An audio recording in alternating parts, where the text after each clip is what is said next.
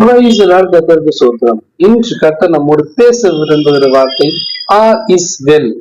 ஆமென். நம்ம வாழ்க்கையில எல்லா பகுதியிலும் கர்த்தர் நன்மை மட்டுமே செய்ய விரும்புகிறார். ஏன்னா இயேசு கிறிஸ்து பூமியில வாழ்ந்தப்ப நன்மை செய்கிறவரே சுற்றி தின்றார் இல்லையா? அதே போல வாழ்க்கையில எல்லா பகுதியிலும் என்ன வசனம் என்ன சொல்லுதுன்னா, ரோமர் 8:28 என்ன சொல்லுதுன்னா, அன்றியும் அவருடைய தீர்மானத்தின்படி அழைக்கப்பட்டவர்களாய் தேவனிடத்துல அன்பு கூறுவதற்கு சகலமும் நன்மைக்கு ஏதுவாகவே நடக்கிறது என்பதை அறிந்திருக்கிறோம்.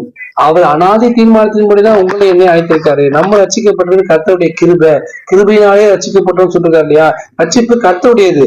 அந்த கர்த்தர் நண்பர் அவங்களும் என்ன தீர்மானத்தின்படி அழைத்திருக்காரு. அவருடைய ஊழியம் செய்யும்படியாக தேவனத்தில் அன்பு கூறும்படியாக அழைத்திருக்காரு. பிரதானமான கட்டளை என்ன சொல்லுதுன்னா, உன் முழு இதயத்தோடு முழு பலத்தோடு முழு ஆத்தமோடு தேவனத்துல அன்பு கூறுவாயாக.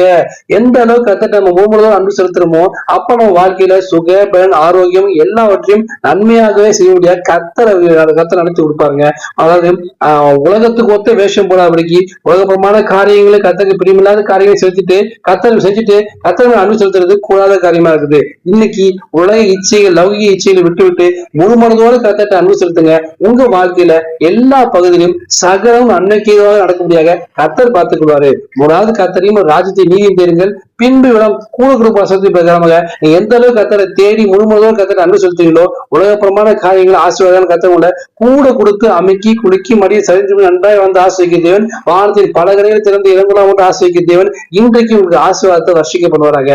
வாழ்க்கையில எல்லா பகுதியிலும் ஆல் இஸ் வெல் என்று சொல்லும்படியாக நன்மையாக நடக்க கர்த்தர் கிருபை பார்ப்பாரு. விசுவாசோடு ஆமென் பெற்றுக் கொள்ளுங்கள். ஆமென். God bless you.